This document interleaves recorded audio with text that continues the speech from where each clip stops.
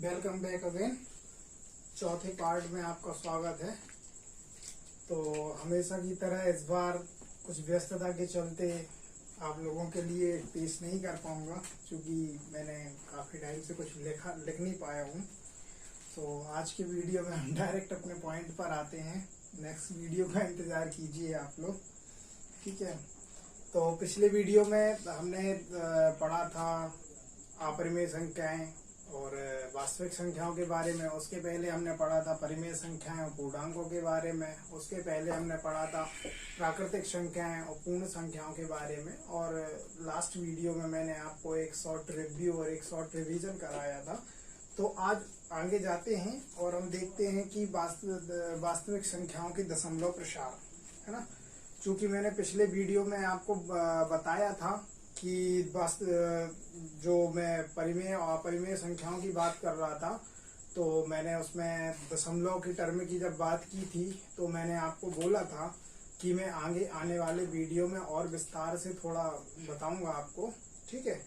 तो आज हम उसी पर चर्चा करेंगे हम, है ना। वास्तविक संख्याओं के दशमलव प्रसार में हम चर्चा करेंगे सबसे पहले परिमेय और अपरिमेय के बीच के अंतर की, है ना, कि परिमेय और अपरिमेय के बीच के अंतर में होता क्या है। तो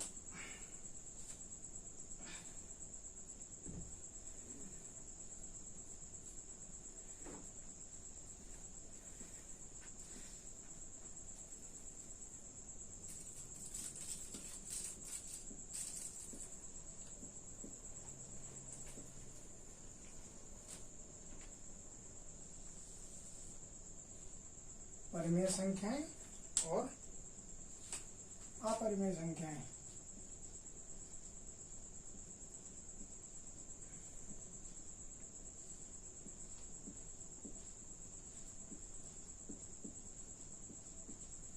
अपरिमेय संख्या, राइट। तो अब पहले हम जानते हैं कि आपने भिन्न पढ़े होंगे। भिन्न में 4 पार्ट होते हैं: भाज्य, भाजक, भागफल और शेषफल, ठीक है। तो यहाँ भी हम कुछ वही बात करेंगे।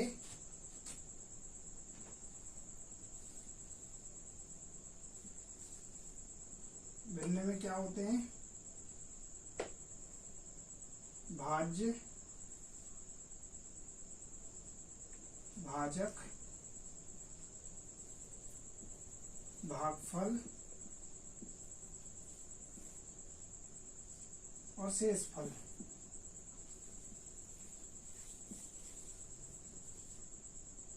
ठीक है। 4 चीजें होती हैं: भाज्य, भाजक, भागफल और शेषफल। जिस संख्या को हम विभाजित कर रहे हैं उसे भाज्य बोलते हैं। जिस संख्या से हम विभाजित कर रहे हैं उसे हम भाजक बोलते हैं। जो संख्या को विभाजित करने पर जो संख्या प्राप्त होती है वो होती है भागफल। और जो भागफल के अतिरिक्त जो बचता है वो होता है शेषफल, है ना। तो जैसे कि यहाँ हम बात करें, 1 को हम 3 से विभाजित करके देखते हैं ना।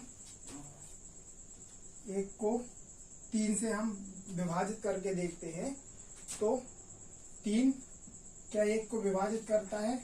नहीं। तो यहाँ दशमलव, यहाँ पे 0, 3 तिरके 9, शेष बचा 1, है ना।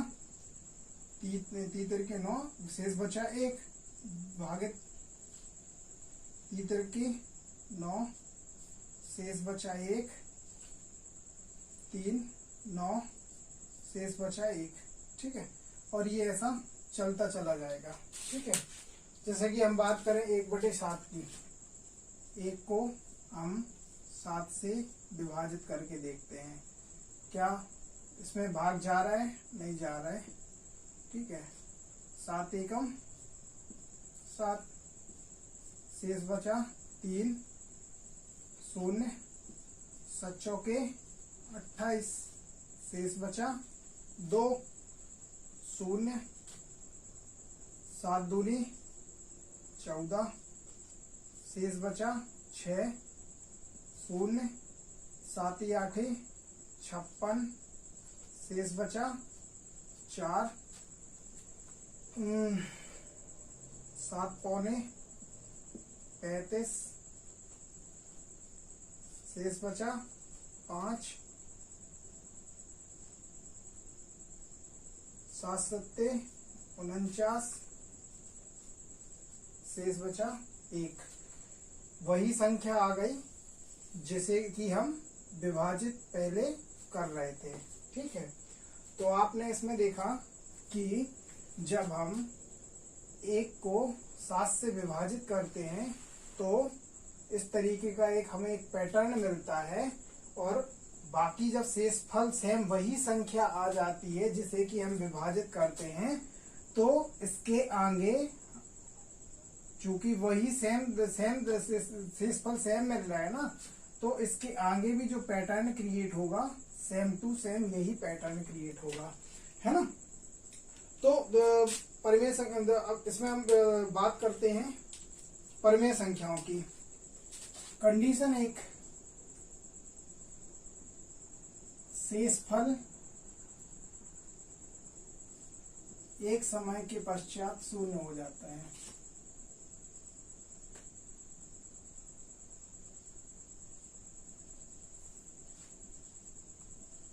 एक समय के पश्चात 0 हो जाता है ना, तो इन्हें हम क्या बोलते हैं, शांत दशमलव। चूंकि जब शेषफल 0 हो गया मतलब वहां से हमें संख्याओं को विभाजित करने की आवश्यकता नहीं रही, है ना। तो शेषफल जब 0 हो जाता है तो मतलब चीजें शांत हो गई या संख्या शांत हो गई कि अब शेषफल ही 0 रहा, मतलब पूर्णतः विभाजित हो गई, तो फिर उसके आगे हम जाते ही नहीं है। तो वो होते हैं, इन्हें बोलते हैं हम शांत दशमलव, है ना, शांत दशमलव। ठीक है, शांत दशमलव जिन्हें कि हम टर्मिनेटिंग भी बोलते हैं। क्या बोलते हैं, टर्मिनेटिंग, राइट। अब दूसरी कंडीशन की मैं बात करता हूं। दूसरी कंडीशन क्या होती है, दूसरी कंडीशन होती है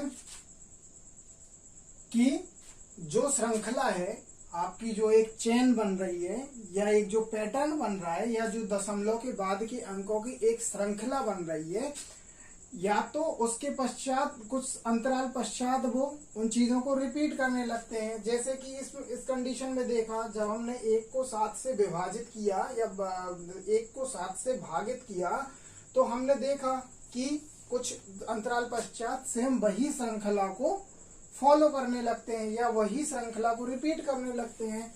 तो ऐसी चीजों को हम बोलते हैं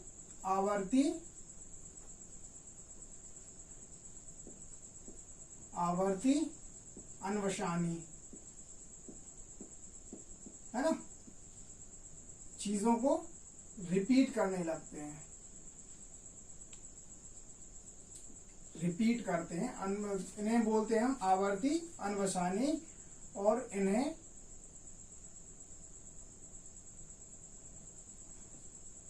नॉन टर्मिनेटिंग बोलते हैं। इन्हें हम बोलते हैं नॉन टर्मिनेटिंग, मतलब कि 0 नहीं हुआ है। अगर 0 हो गया तो टर्मिनेट हो गया, वहीं पे शांत हो गया, है ना। और अगर 0 नहीं हुआ है तो इन्हें नॉन टर्मिनेटिंग बोलते हैं कि ये शांत तो नहीं हुआ लेकिन आवर्ती, आवर्ती का मतलब है सेम, जैसा कि पहले आया है अपना पैटर्न वही पैटर्न आगे जाके भी मिलेगा, वो तो आवर्ती। अन्वसानी मतलब शांत नहीं हो रहा है ना। तो इसमें एक चीज और मैं आपको एक चीज और मैं बताना चाहूंगा कि आपने अगर एक चीज नोटिस की है तो वो ये है कि जैसे कि हमने 1 को 3 से विभाजित किया, चूंकि ये एक इनफाइनाइट पैटर्न है, एक इनफाइनाइट सीरीज है ना, इनफाइनाइट सीरीज है कि आगे अनंत तक आपको मिलता चला जाएगा।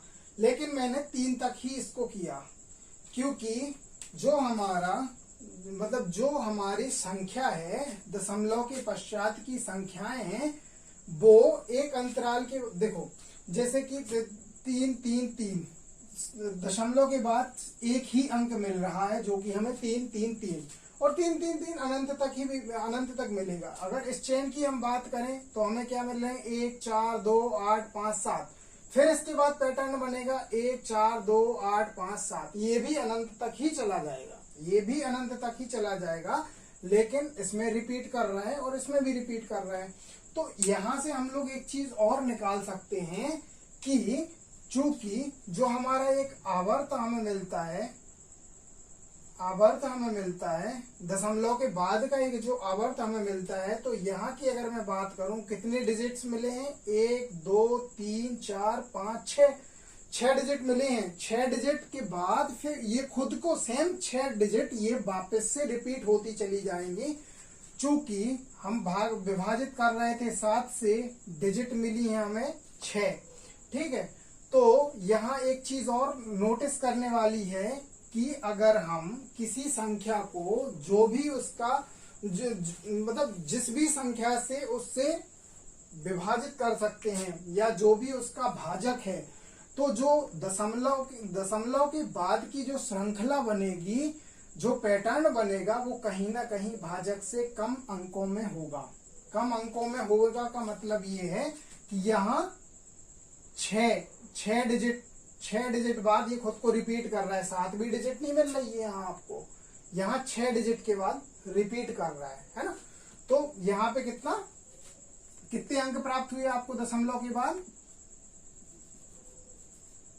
दशमलव अंक कितने मिले?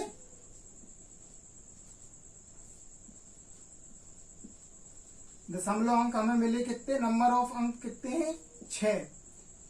दशमलव के अंक 6 और वो अंक कौन कौन से हैं? वो अंक हैं 1 4 2 8 5 और 7, है ना।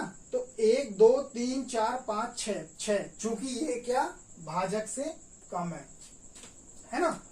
और ऐसे ही सेम कंडीशन इधर पे है कि अगर ये, तो वैसे पैटर्न तो हमें इनफाइनाइट मिलेगा, लेकिन हम इनको कंसीडर, चूंकि 3 है, जो पैटर्न यहाँ पे हमने रखा था 3 है, तो इसको हम कितने, चूंकि हमें 2 अंकों तक ही रखना है अब। सो 2 अंकों का आपने एक चीज पढ़ी होगी कि इसको क्या 0.33 लिख के इसको बार साइन लगा देते हैं, चूंकि बार साइन ये बताता है कि यही सेम चीज आपको आखिरी तक रिपीट हो जाएगी। जैसे इसके केस में भी हम लिख सकते हैं 0.142857, है ना, और इस पे बार साइन लगा देते हैं, तो सेम चीज आपको आगे भी यही सेम चीज रिपीट होती चली जाएगी। तो ये बात है कि इसकी परिमेय संख्याओं की, कि परिमेय संख्याओं का ये एक पैटर्न होता है, या तो शेषफल एक समय के पश्चात शून्य हो जाता है, जिन्हें हम शांत दशमलव और टर्मिनेटिंग बोलते हैं, या तो एक पर्टिकुलर श्रृंखला को फॉलो करते हुए चले जाते हैं, तो जिन्हें हम एक आवर्त के रूप में, जिन्हें हम आवर्ती और अनवसानी और नॉन टर्मिनेटिंग बोलते हैं। ठीक है, और अपरिमेय संख्याओं के बारे में अगर हम चर्चा करें, तो अपरिमेय संख्याओं के बारे में दोनों ही चीजें फॉलो नहीं होती। ना तो शेषफल कभी शून्य होता है, ना ही कोई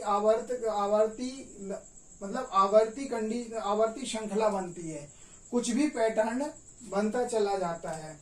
जैसे कि वर्गमूल 2 के बारे में हमने बात की थी, है ना, हमने वर्गमूल 2 के बारे में बात की थी, हमने पाई के बारे में बात की थी, है ना। तो मैंने बताया था कि पाई का कोई शुद्ध मान नहीं है। वो शुद्ध मान इसलिए नहीं है क्योंकि अभी तक इसका कोई आवर्त ही क्रिएट नहीं हो पाया, क्योंकि जब उसका कोई पैटर्न नहीं है, आवर्त नहीं है, जितना उसको विभाजित करते चले जाओगे वो चीज और आगे एक्सटेंड होती चली जाएगी, बढ़ती ही चली जाएगी, तो उसकी कोई शुद्ध वैल्यू नहीं है। ऐसे ही सेम कंडीशन है अंडर रूट 2 के साथ। तो अपरिमेय संख्याओं के साथ जो पैटर्न हमें मिलता है, उन्हें हम बोलते हैं नॉन टर्मिनेटिंग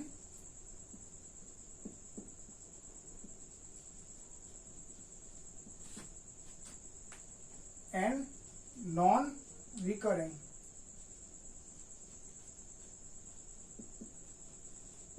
ठीक है, इन्हें हम बोलते हैं नॉन टर्मिनेटिंग अनावर्ती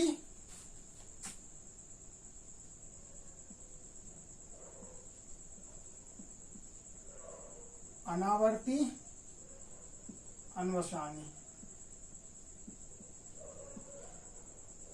ठीक है, ये हमें पैटर्न होता है। अनावर्ती अनवसानी की मतलब इनका कोई आवर्त नहीं है, कोई पैटर्न नहीं है, और अनवसानी है मतलब ये आगे भी चलती चली जाएंगी, है ना। अनावर्ती से मतलब है पैटर्न कोई नहीं है, किसी पैटर्न को फॉलो नहीं कर रहे हैं। अनवसानी का मतलब है कि अनंत तक चलती चली जाएंगी, है ना। तो ये बेसिक डिफरेंस मैंने उस टाइम भी आपको बताया था परिमेय संख्याओं और अपरिमेय संख्याओं के बीच में, ठीक है, जिन्हें मैंने एक एग्जांपल देके और बेहतर तरीके से एक्सप्लेन कर दिया। बाकी अगले आने वाली वीडियो में हम बात करेंगे कुछ प्रॉब्लम्स की और कुछ क्वेश्चंस की, जिन पे हम टिप्पणी करेंगे, है ना। आगे आने वाले वीडियो में हम टिप्पणी करेंगे। ठीक है, तो आज हम लोगों ने चर्चा की वास्तविक संख्याओं के दशमलव प्रसार के बारे में। एक डिटेल एक्सप्लेनेशन दिया मैंने आपको। अब आने वाले वीडियो में हम चर्चा करेंगे वास्तविक संख्याओं पर संक्रियाएं और वास्तविक संख्याओं के लिए घातांक नियम, है ना।